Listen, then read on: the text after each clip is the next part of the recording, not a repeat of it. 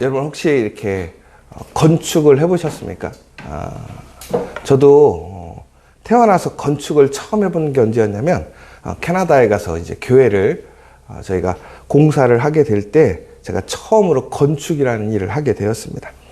근데 이게 건축이 그냥 건축이 아니라 저희가 두 집을 사서 교회로 리모델링 하는 일을 제가 이제 거기서 하게 된 것이죠.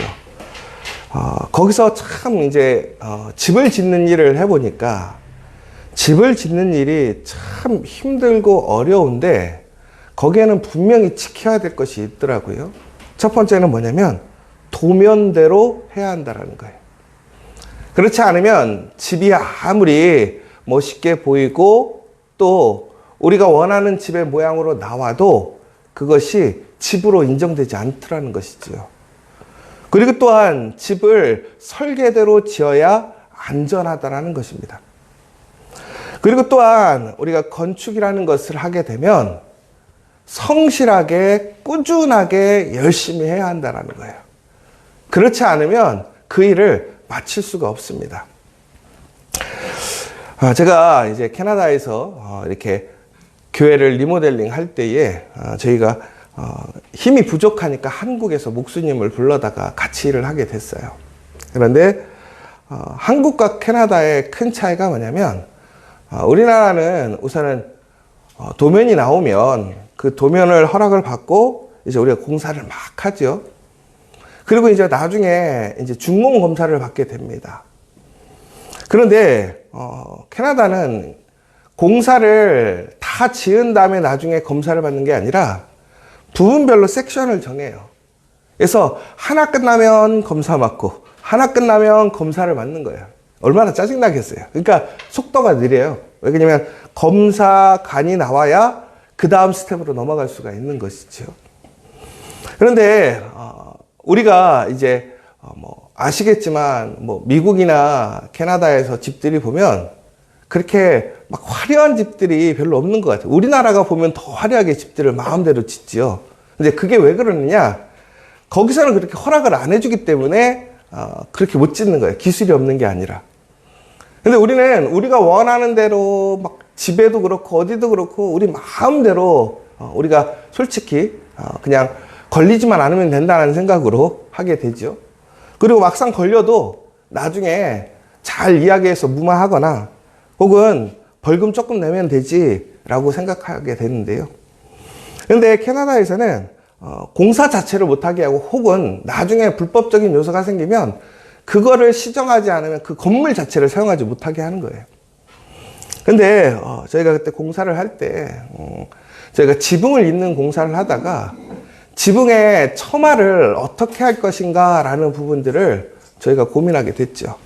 원래는 이제 우리가 아는 것처럼 이렇게 지붕이 쭉 내려와서 우리가 이제 그 밑에 물바지를 대잖아요. 그런데 우리 목수님이 너무 모양이 없는 거예요. 교회인데. 그래서 거기다가 디자인 요소로 이렇게 좀 커브를 넣었어요. 이렇게 멋있게 하려고. 솔직히 집에 그 모양을 내는 게 무슨 상관이 있겠습니까? 근데 나중에 그 검사관이 나왔는데 그걸 딱 보더니 저거를 시정하라는 거죠. 그럼 시정하려면 어떻게 해야 될까요? 다 뜯어내야 되는 거예요. 뜯어내고 다시 멋 없는 모양으로 가야 되는 거죠. 그러니까 이 목수님은 화가 너무 많이 난 거예요. 아니 내가 잘해주려고 이렇게 멋있게 해놨는데 왜 뜯으라는 거냐고. 더 웃긴 거는 이게 뭐 안전에 상관이 있는 것도 아니고 아무것도 아닌데 왜 이런 걸 뜯으라고 하냐. 그러니까 되게 난감했던 상황이 있었어요. 왜 그러냐면 검사관은 그게 수정되지 않으면 그 다음 스텝으로 못 넘어간다고 하고 목수님은 죽어도 못 되겠다고 하고 일 그만두겠다고 하고 그러면 어떻게 해야 될까요? 나중에는 이렇게 신랑이 하다가 그분이 에이 나 일 못하겠다고 가버렸어요. 근데 전국에는 나중에는 잘 이야기를 해가지고 그렇게 일을 처리했던 적이 있어요. 근데 웃긴 게 그 다음에 문제가 없었을까요? 또 그러는 거예요. 또. 왜? 자기가 생각했을 때는 이게 분명히 훨씬 좋아요. 그리고 당연히 그게 더 좋은 기술이고 더 좋은 방법이에요.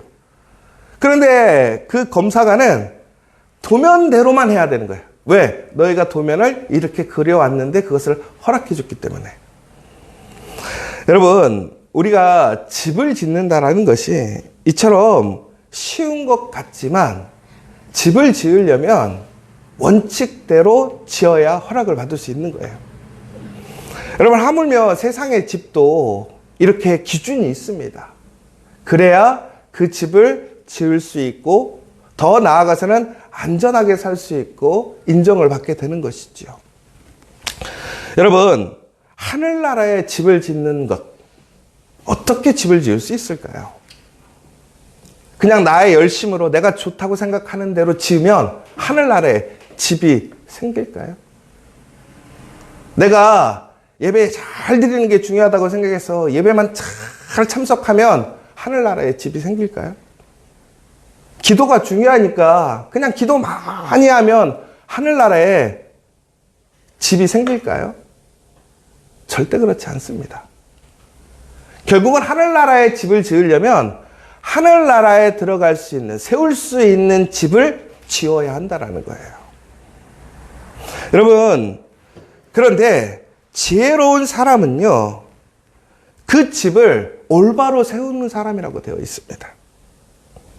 그런데 미련한 사람은 오히려 손으로 그것을 허는 사람이라고 되어 있습니다. 지금 여러분은 집을 세우는 사람입니까? 허물어뜨리는 사람입니까? 더 나아가서 오늘 우리가 살아가는 이 세상에서 여러분은 하나님의 거룩한 믿음의 자녀로 하나님의 그 부르심의 그 거룩한 사명을 세우는 사람입니까? 허무는 사람입니까? 그런데 이것은 단순히 나의 열심으로 나의 생각으로 지어지는 게 아니라 정직함을 통해서 하나님의 말씀대로 지어질 때 그 집이 세워지고 인정받게 되는 것이라는 거예요. 여러분, 그래서 정직하게 행하는 사람은요, 여호와를 경외하고 패역하게 행하는 자는 여호와를 경멸한다고 되어 있습니다. 다시 얘기하자면 정직하게 사는 사람은 여호와를 경외하지만 잘못 사는 사람은 여호와를 무시한대요. 악인은 여호와를 비웃는데요. 그럼 무슨 얘기냐? 내가 하나님보다 똑똑하다 이거예요. 그래, 하나님 방법은 알겠지만 내가 하나님의 방법은 방법일 거고 나의 방법을 내가 중요하게 생각하는 사람이 있더라는 거예요. 그러나 중요한 것은 그 사람은 결코 집을 지을 수 없다라는 거예요.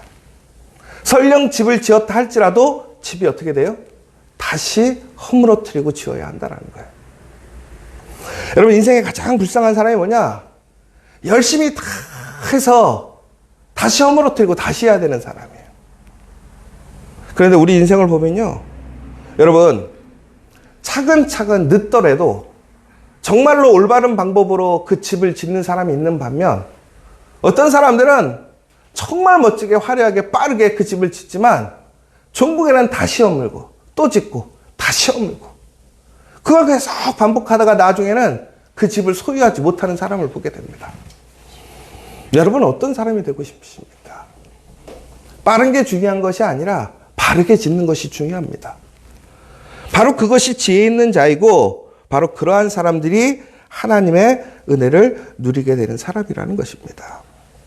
특별히 미련한 자는 죄를 심상히 여겨도 정직한 자 중에는 은혜가 있다고 되어 있습니다.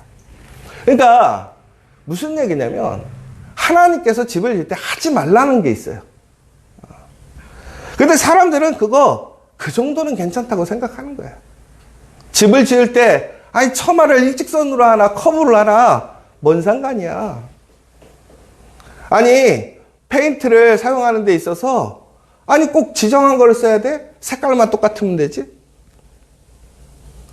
또 여러분 웃긴 게요, 우리가 어떤 재료 하나, 재질 하나도 그냥 겉으로 봤을 때는 똑같다고 쓰면 절대로 안 된다는 거예요. 그런데 우습게 보는 사람들이 있어요. 별일 아니라고 생각하는 사람들이 있어요. 여러분, 세상에서 생각하는 인정받고 원하는 일들이 있고요, 하늘에서 인정받고 하나님이 원하시는 일들이 있습니다. 세상에서 기쁨이 되는 일이 있고요. 하늘에서 기뻐하는 일이 있습니다. 그런데 중요한 것은 세상에서의 기준과 세상의 기쁨은 결코 하늘나라에 집을 짓지 못한다는 거예요. 여러분, 중요한 것은 우리가 어디에 집을 지어야 하느냐라는 것입니다. 세상의 집은 아무리 화려하게 잘 지어도요, 사라지게 돼 있어요. 제가 어떤 한 영상을 봤어요. 뭐라고 되어 있냐면 100년 후에는 어떤 일이 있을까요? 라는 것입니다. 지금 2023년이잖아요. 2123년에는 어떠한 일이 있을까요? 저는 이제 세상이 어떻게 변화될 것인가에 대한 포커스의 영상인 줄 알았어요. 그런데 그것이 아니라 100년 후에 여러분들이 가지고 있는, 여러분들이 세웠던, 여러분들이 소유했던 것들이 어떻게 돼 있을까요? 라는 질문이었어요. 결국은 여러분, 정말 우리 한국 사람들은 특히 집에 집착하잖아요. 지금 우리나라가 전 세계에서 지금 가계부채가 가장 큰 문제라고 하는데, 우리나라 사람들이 그 돈을 다 어디에 쓰느냐? 집 사는 데서요. 우리나라 워낙 땅이 적다 보니까 그럴 수도 있는데, 그런데 문제는 우리가 가장 소망으로 생각하는 게 뭐냐면, 지금 세대들도 마찬가지지만 집을 사는 것을 가장 큰 소망으로 생각하고 내가 정말 이 세상에서 뭔가 이뤄냈다라는 결과로 생각하게 됩니다. 근데 여러분, 한번 생각해 보세요. 한 30년, 40년 그렇게 수고해서 내가 원하는 집 정말 잘 지었다고 생각해 보세요. 제가 예전에도 얘기했었잖아요. 정말 화장실도 없던 사람이 소망이 뭐였냐면 화장실이 하나 있는 집 생각하다가 다른 집 갔더니 화장실이 2개니까 다시 꿈이 생겨갖고 화장실 2개 있는 집 지어야지. 그거 이루고 너무 기쁘고 행복했는데 갑자기 주상복합이 나왔더니 화장실이 3개가 되니까 야, 나는 잘못 살았구나.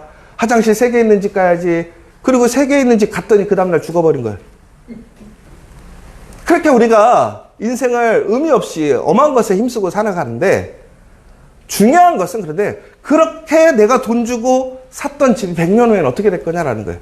결론은 뭐였냐면 그 집이 만약에 남아있다면 아마도 다른 사람이 살고 있을 거라는 거예요. 그러니까 내가 평생 그렇게 힘써서 내가 그것을 소유하려고 했는데 결국엔 내가 소유해요? 소유 못 하더라는 거예요. 여러분, 차 좋은 차 타고 싶으세요? 싼 차 타고 싶으세요? 비싼 차 타고 싶으세요? 중국 차 타고 싶으세요? 저는 진짜 비싼 차 타고 싶거든요. 그런데 비싼 차 100년 뒤에는 어떻게 될까요? 녹슬어갖고 움직이지도 않는다라는 거예요. 그렇게 어떤 차는요, 막 6억, 7억 하는 차들도 있어요. 전세값보다 뭐 한정판은 막 32억짜리도 있더라고요. 여러분, 그런데 중요한 게 그 100년 되면 어떻게 돼요? 굴러가지도 않아요. 녹슬어서 고철로밖에 사용되지 않는다라는 거예요. 근데 사람들은 거기에 목숨을 걸어요. 그 차를 얻어야 내가 이 세상에서 뭔가를 이루었다고 생각해요. 근데 중요한 거는요, 100년 지나면 어떠한 것도 내가 죽고 난 이후에 나는 그걸 소유하지 못하다라는 거예요. 더 중요한 것은 내가 이 땅에서 지금 살아있는 동안 무엇인가를 이루고 내 이름을 사람들에게 알려도 중요한 거는 100년 뒤에 여러분 기억하는 사람이 몇 명이나 될 것 같으세요? 여러분, 혹시 여러분의 할아버지, 할머니는 기억하십니까? 여러분, 그러면 증조 할머니, 증조 할아버지는 기억하십니까? 고조 할머니, 고조 할아버지 기억하십니까? 저도 고조는 모르겠어요, 누군지. 우리 식구인데도 몰라요. 근데 하물며 남이 여러분을 100년 후에 기억하실 거라고 생각하십니까? 아마 여러분들이 후대에 기억되려면 2가지 중에 하나를 해야 돼요. 뭐냐면 아주 악한 사람이 되어서 아주 그냥 세상에 저런 나쁜 놈이 있었나 라는 사람이 되던가, 아니면 정말 세상에서 대단한 일을 해서 이름을 남길 수 있는 사람이 되던가. 그러나 우리 평범한 우리는 어떻게 됩니까? 100년 후에는 우리 이름 기억해 주는 사람 아무도 없더라는 거예요. 그런데 우리는 뭐 하려고 살아요? 내 이름 남기려고 얼마나 애쓰고 딴 사람 눈치 보고 사는지 몰라요. 그렇죠? 여러분, 100년 후에만 해도요, 아무것도 남지 않고 나를 기억하지 않아요. 여러분, 그렇다면 어떻게 살아야 잘 사는 것입니까? 내가 기억되고 내가 사라지면 사라져버릴 그 모든 것들이 이 땅에서는 없어지는 거예요. 그러나 중요한 것은 여러분, 우리에겐 하늘나라가 있더라는 거예요. 천국은 사라지지 않습니다. 그 천국에 세우는 집, 그 천국에 세우는 우리의 차, 천국에 세워지는 우리의 이름은 결코 사라지지 않게 되더라는 거예요. 왜? 내가 살아있기 때문에. 그러면 여러분, 우리가 어디에서 살아야 할 것인가? 우리가 어디에 세워야 할 것인가를 잘 분별할 수 있어야 된다는 거예요. 그게 지혜라는 거예요. 여러분, 이 땅에서 100년 뒤에 기억이 안 될지라도 우리가 하나님의 그 생명의 책에 기록이 된다면 여러분들은 하나님의 놀라운 그 집을 소유하게 될 줄 믿으시기 바랍니다. 여러분, 그런데 여러분들은 지금 그러한 집을 짓고 계십니까? 고린도후서 5장 1절에 보면 이렇게 되어 있습니다. 만일 땅에 있는 우리의 장막 집이 무너지면 하나님께서 지으신 집, 곧 손으로 지은 것이 아니요 하늘에 있는 영원한 집이 우리에게 있는 줄 아느니라. 여러분, 이 땅에서 우리는 실수하고 실패하고 혹은 무너지고 빼앗길 수 있습니다. 그러나 결코 하늘에 있는 영원한 우리의 집은 그 누구도 빼앗을 수 없고 무너뜨릴 수도 없다는 거예요. 그럼 진짜 잘 사는 사람이 누구냐? 진짜 부자가 누구냐? 하늘의 집을 갖고 있는 사람이라는 거예요. 저는 우리 지저처치의 모든 성도님들이 하늘에 좋은 집을 갖고 있기를 간절히 소망합니다. 그 무너지지 않는 집을 세우고 그것을 온전히 완성하는 여러분 되시길 간절히 소망합니다. 여러분, 진짜 헛된 인생이 뭔지 아십니까? 정말 수고하고 노력했는데 그것을 무너뜨려야 될 때, 그리고 소유하지 못한다면 그것은 헛된 것입니다. 그러나 우리가 열심히 노력해서 그것을 전국에는 소유할 수 있고 누릴 수 있다면 그것은 헛된 것이 아니라는 거예요. 그러나 그 하늘의 집은 여러분이 누리게 될 것임을 믿는 저와 여러분 되시길 간절히 소망합니다. 특별히 어리석은 자는 온갖 말을 믿으나 슬기로운 자는 자기 행동을 삼가게 되어 있다고 되어 있습니다. 지혜로운 자는 두려워와 악을 떠나나 어리석은 자는 방자하여 스스로 믿는다라고 되어 있습니다. 여러분, 중요한 것은 우리가 세상의 것, 어리석은 것, 그것을 믿고 따라가는 것이 아니라 하나님의 말씀을 믿고 따라가야 합니다.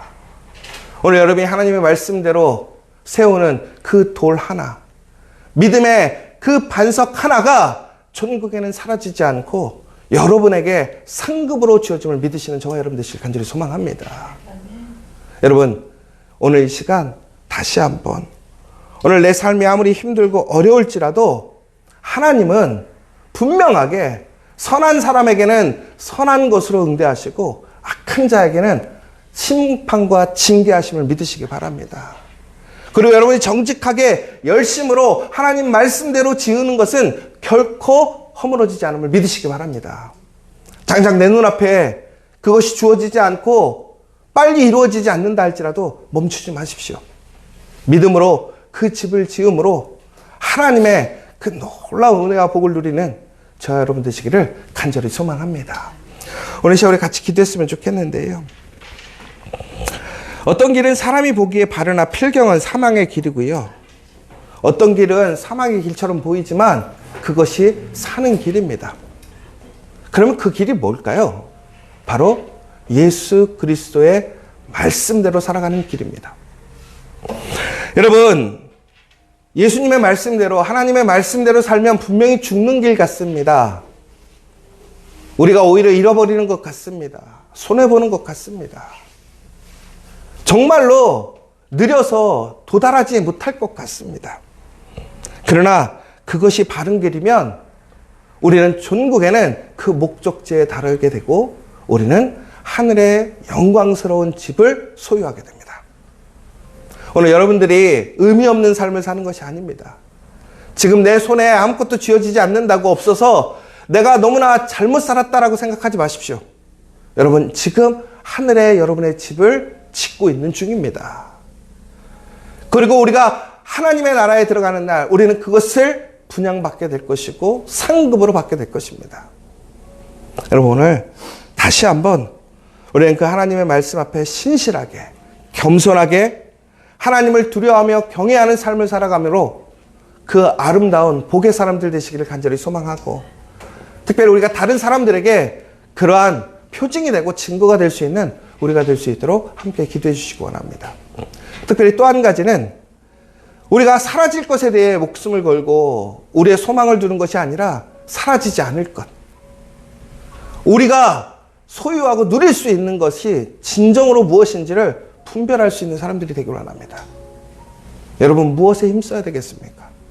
무엇을 소망하고 무엇에 여러분의 모든 일과 에너지를 쏟아야겠습니까? 여러분, 그것이 복 있는 사람입니다. 오늘 여러분들이 그것을 분별할 수 있는 그 믿음의 사람들 될 수 있도록 함께 기도해 주시고, 특별히 우리 정말 그 100명의 예배자는 우리가 하늘에서 받을 상급이고 보상입니다. 여러분, 그 100명의 예배자, 그 한 영혼 한 영혼을 위해서 다시 한번 기도해 주시는 여러분 되셨으면 좋겠고, 특별히 또한 우리가 세상 안에서 세상의 유행과 바람을, 그 편함과 즐거움을, 성취를 기쁨으로 여기는 것이 아니라 하나님의 기준으로 하나님의 그 거룩한 상급을 소망하는 우리가 될 수 있도록 기도해 주시고, 마지막으로 요즘에 환절기로 많은 분들이 어려워하십니다. 모두가 또 건강할 수 있도록 기도해 주시고, 특별히 우리 이영호 목사님 이제 일주일 동안 시술을 받으시러 좀 들어가셔야 되는데, 안전하게 또 건강하게 시술 잘 받으시고 나오실 수 있도록 우리 이영호 목사님 위해서 다시 한번 좀 기도해 주시면 감사하겠습니다. 우리 함께 기도하고 돌아가도록 하겠습니다.